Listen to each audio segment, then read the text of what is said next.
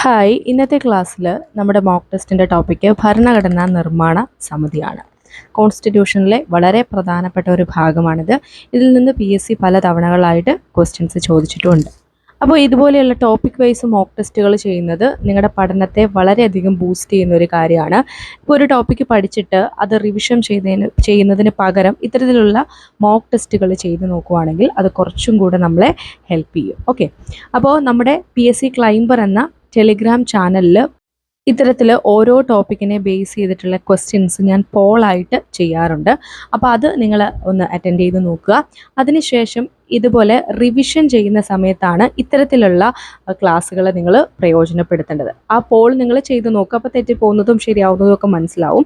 അതിനുശേഷം നിങ്ങൾ ഈ ഒരു ടോപ്പിക്ക് റിവൈസ് ചെയ്യുന്ന സമയത്ത് എന്ത് ചെയ്യുക, ഈ വീഡിയോസ് ഇരുന്ന് കണ്ട് റിവൈസ് ചെയ്യുക. അപ്പോൾ അതുകൊണ്ട് തന്നെ ഇനിയുള്ള മോക്ക് ടെസ്റ്റ് വീഡിയോസൊക്കെ ഞാൻ ഓപ്ഷൻസ് എല്ലാം പറയുന്നില്ല. അതായത് ക്വസ്റ്റ്യൻ വായിച്ചിട്ട് കറക്റ്റ് അതിൻ്റെ ആൻസർ മാത്രമേ പറയുന്നുള്ളൂ. പക്ഷെ നിങ്ങൾ എന്ത് ചെയ്യണം, ഇപ്പം 15 മാർക്കിലുള്ള ഒരു മോക്ക് ടെസ്റ്റ് ആണെങ്കിൽ നിങ്ങളത് കറക്റ്റായിട്ട് വീഡിയോ പോസ് ചെയ്ത് അറ്റൻഡ് ചെയ്തിട്ട് എത്ര മാർക്ക് ഉണ്ടെന്നൊക്കെ കമൻറ്റ് ചെയ്യണം. ഞാൻ നിങ്ങൾക്ക് റിവിഷൻ ചെയ്യുമ്പോൾ ക്ലാസ് കേൾക്കാനുള്ള എളുപ്പത്തിനാണ് ക്വസ്റ്റ്യനും ആൻസറും മാത്രം പറഞ്ഞു പോകുന്നത്. അപ്പോൾ ഈ ടോപ്പിക്കുമായിട്ട് റിലേറ്റ് ചെയ്തിട്ടുള്ള 20 ക്വസ്റ്റ്യൻസ് ആണ് നമ്മളിവിടെ ആഡ് ചെയ്തിട്ടുള്ളത്. സോ നമുക്ക് സ്റ്റാർട്ട് ചെയ്യാം. ആദ്യത്തെ ക്വസ്റ്റ്യനിലേക്ക് പോവാം. ഭരണഘടനാ നിയമനിർമ്മാണ സഭ രൂപീകൃതമായത് എന്നാണ്? ഭരണഘടനാ നിയമനിർമ്മാണ സഭ രൂപീകൃതമായത് 1946 ഡിസംബർ 6-നാണ്. രണ്ടാമത്തെ ക്വസ്റ്റ്യനിലേക്ക് കിടക്കാം.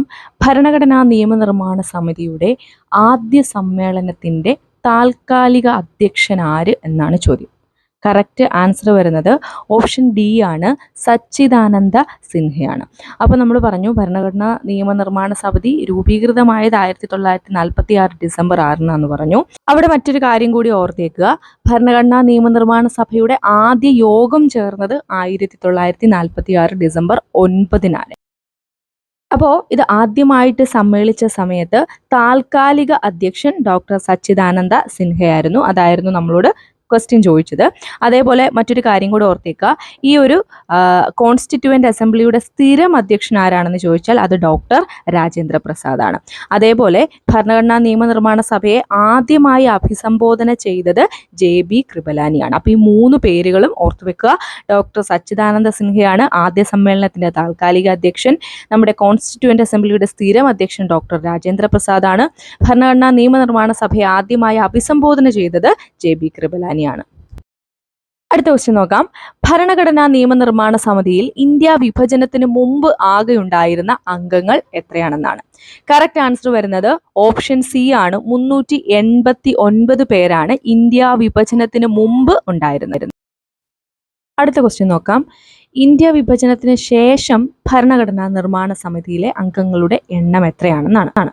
ഇവിടെ കറക്റ്റ് ആൻസർ വരുന്നത് 299 ആണ്. അപ്പോൾ നമ്മൾ പറഞ്ഞു ഇന്ത്യ വിഭജനത്തിന് മുമ്പ് ഭരണഘടനാ നിർമ്മാണ സമിതിയിലുണ്ടായിരുന്ന അംഗങ്ങളുടെ എണ്ണം 389 ആണ്.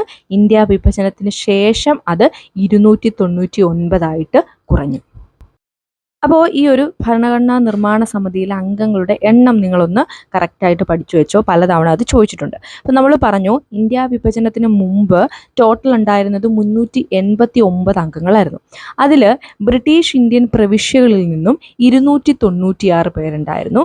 അതേപോലെ പ്രിൻസിലി സ്റ്റേറ്റ്സിൽ നിന്നും 93 പേരുണ്ടായിരുന്നു. ഒന്ന് ഓർത്ത് വെച്ചോണേ. ബ്രിട്ടീഷ് ഇന്ത്യൻ പ്രവിശ്യകളിൽ നിന്നും 296 പേരും പ്രിൻസിലി സ്റ്റേറ്റ്സിൽ നിന്ന് 93 പേരുമാണ്. ഇനി വിഭജനത്തിന് ശേഷമാണെങ്കിൽ 299 പേരായിരുന്നു ഭരണഘടനാ സമിതിയിൽ ഉണ്ടായിരുന്നത്. അതിൽ ബ്രിട്ടീഷ് ഇന്ത്യൻ പ്രവിശ്യകളിൽ നിന്നും 229 പേരും പ്രിൻസിലി സ്റ്റേറ്റ്സിൽ നിന്ന് 70 പേരുമാണ്. അഞ്ചാമത്തെ ക്വസ്റ്റ്യൻ. ഭരണഘടനാ നിയമനിർമ്മാണ സമിതി സ്വതന്ത്ര ഇന്ത്യയുടെ നിയമനിർമ്മാണ സമിതിയായത് എന്നാണെന്നാണ്. കറക്റ്റ് ആൻസർ വരുന്നത് 1947 ആഗസ്റ്റ് 15-ആണ്. അപ്പോൾ നമ്മുടെ സ്വാതന്ത്ര്യം കിട്ടിയ അതേ ദിവസമാണ് കേട്ടോ. 1947 ആഗസ്റ്റ് 15-ആണ് കറക്റ്റ് ആൻസർ വരുന്നത്. അടുത്ത ക്വസ്റ്റ്യൻ നോക്കാം. ഭരണഘടനാ നിയമനിർമ്മാണ സഭയിൽ തിരുവിതാംകൂറിൽ നിന്നുണ്ടായിരുന്ന മലയാളി അംഗങ്ങൾ ആരൊക്കെയായിരുന്നു? അപ്പോൾ ഓപ്ഷൻസ് നിങ്ങൾ നോക്കുക, കറക്റ്റ് ആൻസർ എഴുതുക. ഇവിടെ കറക്റ്റ് ആൻസർ വരുന്നത് ഓപ്ഷൻ സി ആണ്. പട്ടം M താണുപിള്ള, R ശങ്കർ ഇവരായിരുന്നു തിരുവിതാംകൂറിൽ നിന്നുള്ള ഭരണഘടനാ നിർമ്മാണ സമിതിയിലെ മലയാളി അംഗങ്ങൾ. അടുത്ത ക്വസ്റ്റ്യൻ, ഭരണഘടനാ നിയമനിർമ്മാണ സഭയുടെ നിയമോപദേഷ്ടാവ് ആര് എന്നാണ്. കറക്റ്റ് ആൻസർ വരുന്നത് ഓപ്ഷൻ എ ആണ്, BN റാവു ആണ്. എട്ടാമത്തെ ക്വസ്റ്റ്യൻ, ഭരണഘടനാ നിയമനിർമ്മാണ സഭ ദേശീയ പതാകയെ അംഗീകരിച്ചത് എന്നാണെന്നാണ്. ഇത് പലതവണ PSC റിപ്പീറ്റ് ചെയ്ത് ചോദിച്ചിട്ടുള്ളതാണ്.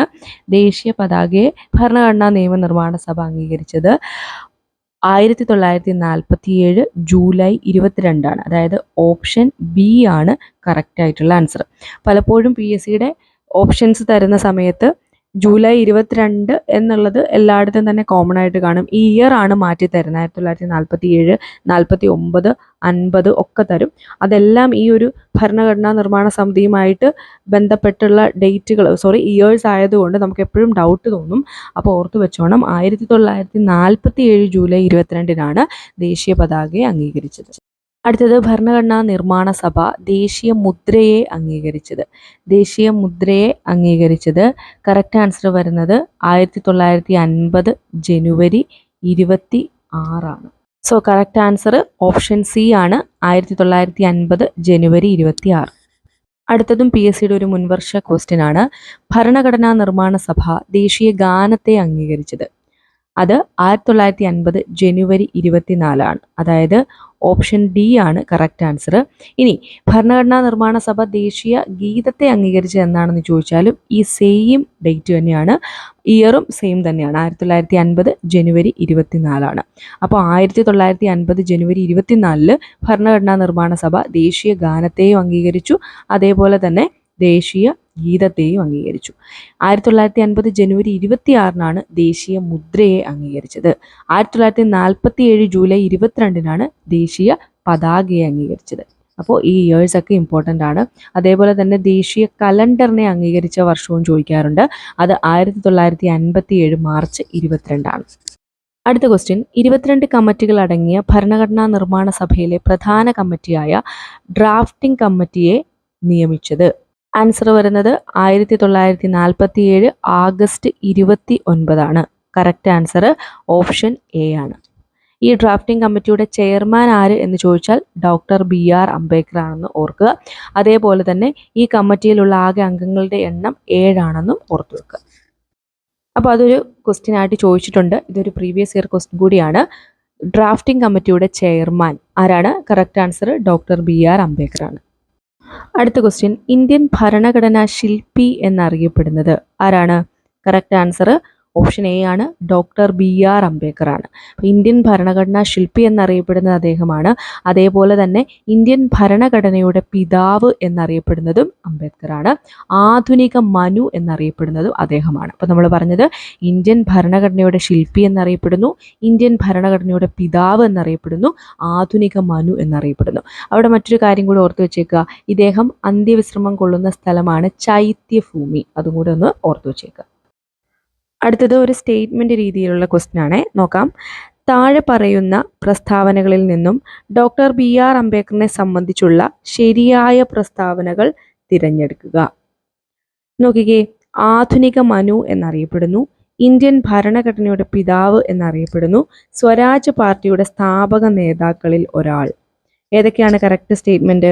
ഒന്നാമത്തെയും രണ്ടാമത്തെയും സ്റ്റേറ്റ്മെൻ്റ് ആണ്. മൂന്നാമത്തെ സ്റ്റേറ്റ്മെൻറ്റ് തെറ്റാണ് അല്ലേ? സോ കറക്റ്റ് ആൻസർ വരുന്നത് ഓപ്ഷൻ സി ആണ്. 15ാമത്തെ ക്വസ്റ്റ്യനിലേക്ക് പോവാം. ഇന്ത്യൻ ഭരണഘടനയുടെ ലേ ഔട്ട് തയ്യാറാക്കിയത്. കറക്റ്റ് ആൻസർ വരുന്നത് ഓപ്ഷൻ സി ആണ്, നന്ദലാൽ ബോസ് ആണ്. സോ നന്ദലാൽ ബോസ് ആണ് ഇന്ത്യൻ ഭരണഘടനയുടെ ലേ ഔട്ട് തയ്യാറാക്കിയത്. അപ്പോൾ അവിടെ മറ്റൊരു കാര്യം കൂടി ഓർത്തു വെച്ചേക്കുക, ഭരണഘടനയുടെ കയ്യെഴുത്ത് പ്രതി തയ്യാറാക്കിയത് ആരാണെന്ന് ചോദിച്ചാൽ അത് പ്രേം ബിഹാരി നരൈനാണ്. ഓക്കെ, അതേപോലെ ഭരണഘടനയുടെ ഹിന്ദി കയ്യെഴുത്ത് പ്രതി തയ്യാറാക്കിയത് ആരാണെന്ന് ചോദിച്ചാൽ അത് വസന്ത് കൃഷ്ണ വൈദ്യാണ്. അപ്പോൾ അതുകൂടെ ഓപ്ഷൻസിലുള്ളവരാണ്, അതുകൂടെ ഒന്ന് ഓർത്ത് വെച്ചേക്കും. അടുത്ത ക്വസ്റ്റ്യൻ, ഇന്ത്യൻ ഭരണഘടന നിലവിൽ വന്നത്. നമുക്കൊക്കെ അറിയാവുന്ന ഒരു ക്വസ്റ്റ്യൻ ആണ്, പലതവണ PSC ചോദിച്ചിട്ടുള്ളതാണ്. എന്നാണ്? കറക്റ്റ് ആൻസർ വരുന്നത് 1950 ജനുവരി 26. അപ്പോൾ ഇന്ത്യൻ ഭരണഘടന നിലവിൽ വന്ന എന്നാണ്? 1950 ജനുവരി 26. ഇനി ഇത് മറ്റൊരു രീതിയിൽ ചോദിക്കാം, ഇന്ത്യ റിപ്പബ്ലിക്കായി പ്രഖ്യാപിക്കപ്പെട്ടത് എന്നാണ് എന്ന് ചോദിച്ചാലും എന്താണ്? 1950 ജനുവരി 26 ആൻസർ ആയിട്ട് വരുന്നത്. ഓപ്ഷൻ ബി ആണ് കറക്റ്റ് ആൻസർ. 17ാമത്തെ ക്വസ്റ്റ്യൻ ഭരണഘടനാ നിർമ്മാണം പൂർത്തിയാക്കാൻ എടുത്ത സമയം. കറക്റ്റ് ആൻസർ 2 വർഷം 11 മാസം 18 ദിവസം. PSCയുടെ ചില ആൻസർ കീയിൽ 2 വർഷം 11 മാസം 17 ദിവസം എന്ന് കണ്ടിട്ടുണ്ട്. സോ രണ്ടും ഒന്ന് ഓർത്ത് വെച്ചേക്കുക. എന്നിട്ട് ഏതാണോ കറക്റ്റ് ആയിട്ടുള്ള ഓപ്ഷൻ വരുന്നത് അത് നോക്കി ആൻസർ ചെയ്യുക. രണ്ടുകൂടെ എന്തായാലും ഓപ്ഷനിൽ ഒരുമിച്ച് തരാൻ വഴിയില്ല. ഒന്നില്ലെങ്കിൽ 2 വർഷം 11 മാസം 18 ദിവസം എന്നുള്ളതായിരിക്കും, അല്ലെങ്കിൽ 2 വർഷം 11 മാസം 17 ദിവസം എന്നുള്ളതായിരിക്കും വരുന്നത്. സോ നിങ്ങളത് ഓപ്ഷൻ കറക്റ്റായിട്ട് നോക്കിയിട്ട് മാത്രം ആൻസർ ചെയ്യുക. 18ാമത്തെ ക്വസ്റ്റ്യനിലേക്ക് പോവാം. ഭരണഘടനാ ഡ്രാഫ്റ്റിംഗ് കമ്മിറ്റിയിലെ അംഗമല്ലാത്ത ആൾ. ഓപ്ഷൻസ് കൂടെ ഞാനൊന്നിവിടെ വായിക്കാം. N Gopalaswami Ayyangar, Muhammad Saadulla, Naziruddin Ahmad, KM Munshi. Options വായിച്ചപ്പോൾ തന്നെ നിങ്ങൾക്ക് ആൻസർ കിട്ടിക്കാണും. നസറുദ്ദീൻ അഹമ്മദ് ആണ് ഭരണഘടനാ ഡ്രാഫ്റ്റിംഗ് കമ്മിറ്റിയിലെ അംഗമല്ലാത്ത ആൾ. അപ്പോൾ നസറുദ്ദീൻ അഹമ്മദുമായിട്ട് ബന്ധപ്പെട്ട ഒരു കാര്യം നമുക്കിവിടെ പഠിക്കാനുണ്ട്. അതായത് ഡ്രാഫ്റ്റിംഗ് കമ്മിറ്റിയെ ഡ്രിഫ്റ്റിംഗ് കമ്മിറ്റി എന്ന് വിശേഷിപ്പിച്ചത് ആര് എന്ന് ചോദിച്ചാൽ അത് നസറുദ്ദീൻ അഹമ്മദാണ്. ബാക്കി 3 പേര് N ഗോപാലസ്വാമി അയ്യങ്കാർ, മുഹമ്മദ് സാദുള്ള, KM മുൻഷി, ഈ 3 പേരാണ് ഭരണഘടനാ ഡ്രാഫ്റ്റിംഗ് കമ്മിറ്റിയിലെ അംഗമായിട്ടുള്ളത്. ടോട്ടൽ 7 അംഗങ്ങളാണ് ഉള്ളത്. അടുത്ത ക്വസ്റ്റ്യൻ ഭരണഘടനാ നിർമ്മാണ സഭയിലെ മൗലിക അവകാശ കമ്മിറ്റിയുടെ ചെയർമാൻ ആര്? അപ്പോൾ നമ്മൾ പറഞ്ഞു 22 കമ്മിറ്റികൾ ഉണ്ടെന്ന് പറഞ്ഞല്ലേ. അപ്പോൾ അതിലൊരു കമ്മിറ്റിയാണ് മൗലികാവകാശ കമ്മിറ്റി. ഇതിൻ്റെ ചെയർമാൻ ആര് എന്നാണ് ചോദിച്ചിട്ടുള്ളത്. കറക്റ്റ് ആൻസർ വരുന്നത് ഓപ്ഷൻ സി ആണ്, സർദാർ വല്ലഭായ് പട്ടേലാണ്. ഈ സർദാർ വല്ലഭായ് പട്ടേൽ തന്നെയാണ് ന്യൂനപക്ഷ കമ്മിറ്റിയുടെ ചെയർമാൻ. 20ാമത്തെ ക്വസ്റ്റ്യൻ ജവഹർലാൽ നെഹ്റു ചെയർമാൻ ആയിട്ടുള്ള ഭരണഘടനാ നിർമ്മാണ സഭയിലെ കമ്മിറ്റികൾ ഏവ? ജവഹർലാൽ നെഹ്റു ചെയർമാൻ ആയിട്ടുള്ള കമ്മിറ്റികളാണ് കേട്ടോ. നിങ്ങൾ എന്തായാലും ഓപ്ഷൻസ് നോക്കി കറക്റ്റ് ആൻസർ എഴുതുക. ഏതാണ് കറക്റ്റ് ആൻസർ വരുന്നത്? നമുക്കറിയാം യൂണിയൻ പവർ കമ്മിറ്റിയും യൂണിയൻ കോൺസ്റ്റിറ്റ്യൂഷൻ കമ്മിറ്റി, അതേപോലെ തന്നെ സ്റ്റേറ്റ്സ് കമ്മിറ്റി, ഈ 3 എണ്ണത്തിലാണ് ജവഹർലാൽ നെഹ്റു ചെയർമാൻ ആയിട്ട് വരുന്നത്. സോ കറക്റ്റ് ആൻസർ വരുന്ന ഏതാണ്? ഓപ്ഷൻ ഡി ആണ്, 2, 3, 4. ഓക്കെ, അപ്പോൾ 20 ക്വസ്റ്റ്യൻസ് ആയിരുന്നു ഉണ്ടായിരുന്നത്. ഭരണഘടനാ നിർമ്മാണ സമിതിയുമായിട്ട് ബന്ധപ്പെട്ട എല്ലാ ഇമ്പോർട്ടൻ്റ് ആയിട്ടുള്ള ക്വസ്റ്റ്യൻസും നമ്മൾ ഡിസ്കസ് ചെയ്തിട്ടുണ്ട്. ഇതിൻ്റെ അകത്ത് പ്രീവിയസ് ഇയർ ക്വസ്റ്റ്യൻസും കൂടെ ഇൻക്ലൂഡഡ് ആണ് കേട്ടോ. അപ്പോൾ 20 ക്വസ്റ്റ്യൻസിൽ നിങ്ങൾക്ക് എത്ര എണ്ണം അറ്റൻഡ് ചെയ്യാൻ പറ്റി, നിങ്ങൾക്ക് എത്ര മാർക്ക് കിട്ടി എന്നുള്ളത് കമൻറ്റ് ചെയ്യുക. ഇനി ഏത് ടോപ്പിക്കുമായിട്ട് റിലേറ്റ് ചെയ്തിട്ടുള്ള മോക്ക് ടെസ്റ്റുകളാണ് അല്ലെങ്കിൽ പ്രീവിയസ് ഇയർ ക്വസ്റ്റ്യൻ പേപ്പറിൻ്റെ സെഷൻസ് ആണ് നിങ്ങൾക്ക് വേണ്ടത് എന്നുള്ളതും കൂടെ കമൻറ്റ് ചെയ്യുകയാണെങ്കിൽ നമുക്ക് അടുത്തടുത്തായിട്ട് അതുപോലെയുള്ള ക്ലാസ്സുകൾ ചെയ്യാം.